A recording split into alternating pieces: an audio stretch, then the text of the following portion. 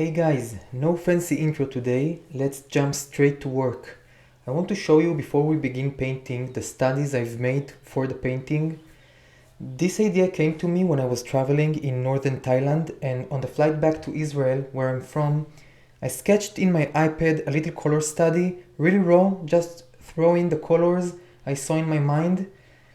And yeah, this is the footage, and now you will see the drawing I did in the sketchbook and the color study I did before beginning the painting.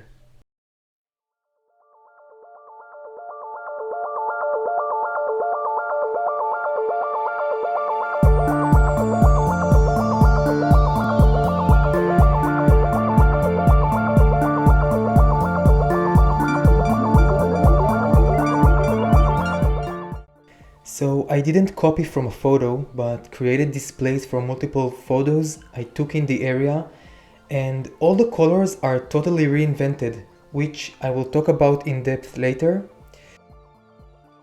The place the painting is based on is named Odem Forest. It's here in the northern part of Israel, one of my favorite places in the whole country, and I have several paintings that I've done based on this area. And yeah, you could see my final sketches that I've made. I really wanted to find a composition that suits the square format that I'm painting on, and I'm very happy with how it turned out. Therefore, let me explain a little bit what I'm doing now.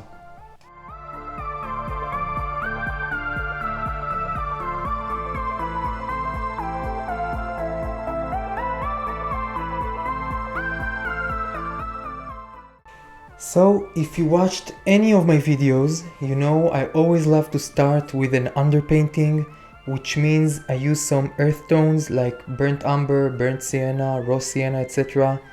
I use the scrubbing technique to build the underpainting slowly and with transparent application of colors.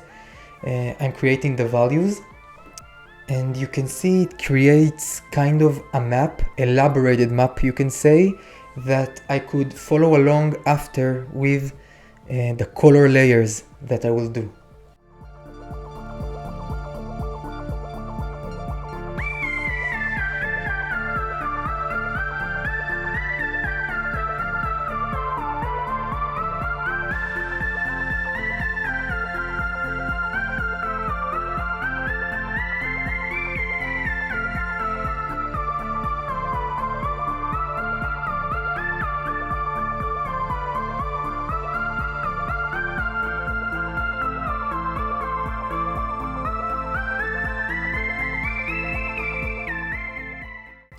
I went for 2 layers of underpainting because I really wanted to push the readiness of this phase before I start blocking in and details.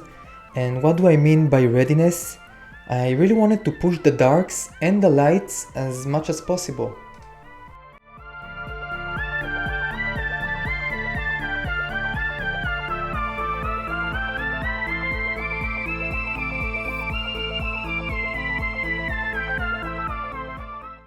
How basically did I reinvent the colors in this painting? The original forest is mostly warm green, and as I said, I had this vision in my mind where everything is so warm and it kind of looks like an autumn scene. People told me it looks like a magical forest, and it's nice knowing that I created this kind of mood all within my mind. So the way I thought about it, ignore all the colors in the reference, follow the little color study you did, and just follow the values and patterns you see in the photos. I didn't really follow specifically for any given area, but I let myself reinvent many parts so they can serve the composition.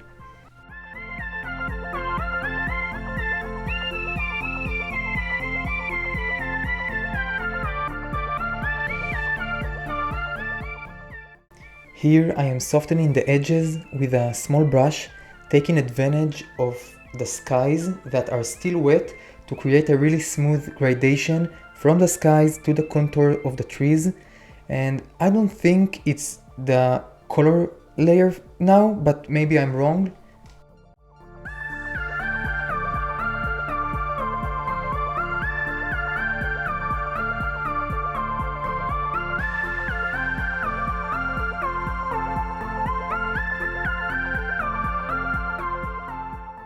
Okay, yeah, here I am beginning the detail phase, going full in. I divided all the background into segments and I'm giving myself a task for each day to finish a given area until a certain line so I can come back the next day and continue on.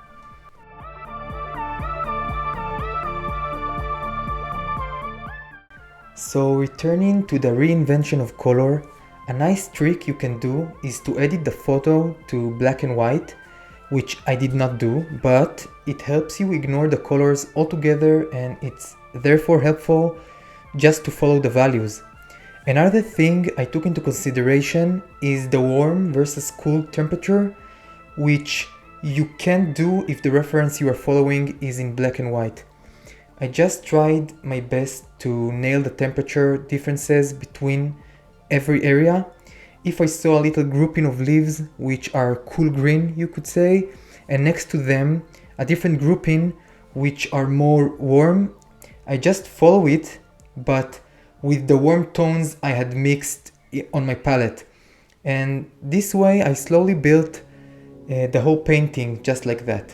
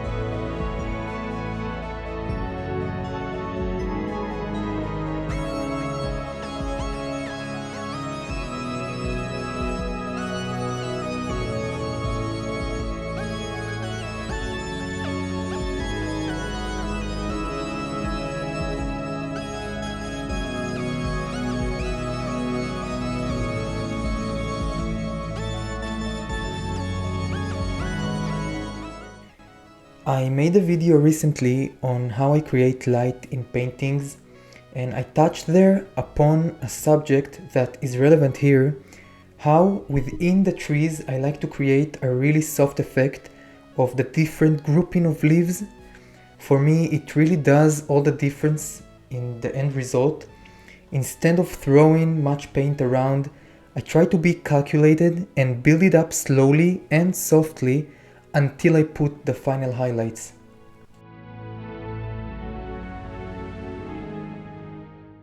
Another thing I want to touch upon with regarding to the color invention, try different color palettes.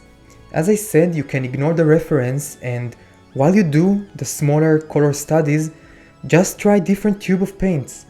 In this painting, this is the first time I'm using raw sienna as a primary color for my mixes, and look at the effect it created. I encourage myself to always try different things and play, cause in the end this is where I find new challenges and discoveries, as with the raw sienna.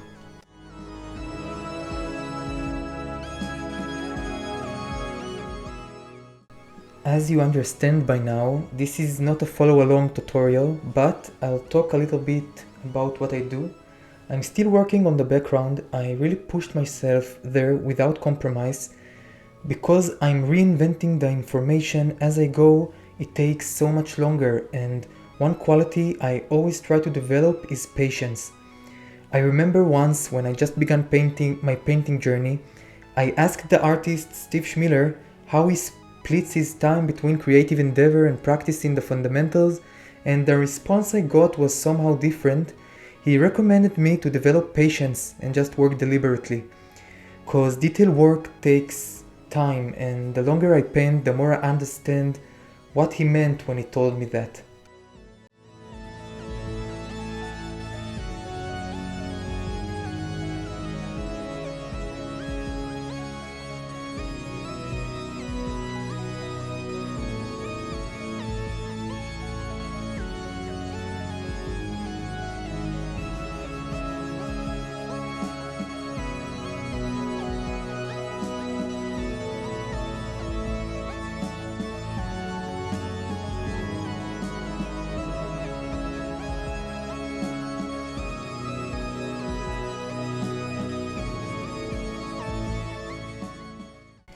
In the end, everything is about relationships, so once I finished the trees in the back, I knew the tree trunks in the mid and foreground needs to be warmer and darker, so I mixed my paint relative to that.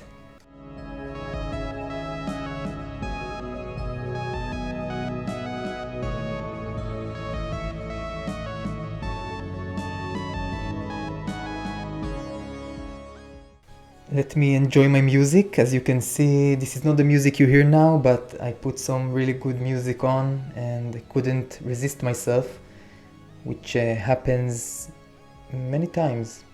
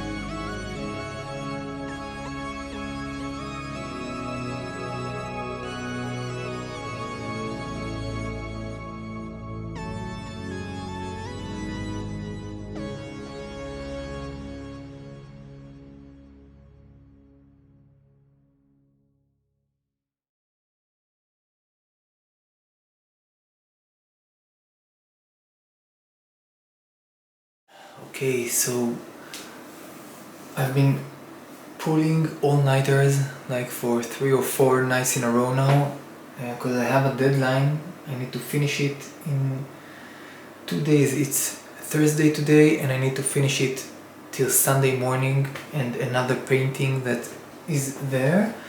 Like, I'm trying to finish each section that I choose. This little area here, I took some notes what I would like to add, to soften, to enhance, to decrease.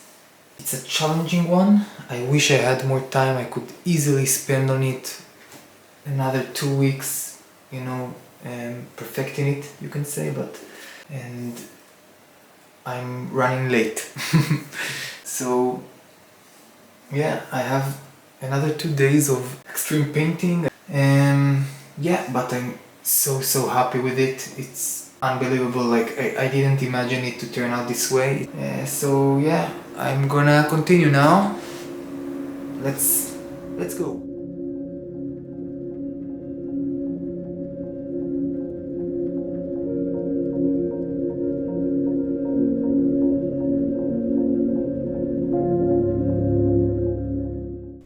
Okay, so by the time I got into this part of the painting, I needed to take really hard decision with how much I push each area.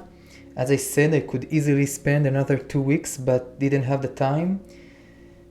So I chose to focus on the tree trunks and create a nice but loose foreground, because this is the areas that needed the most attention. I really made sure the background is perfect. But then the deadline really shortened and I really needed to take the hard decisions.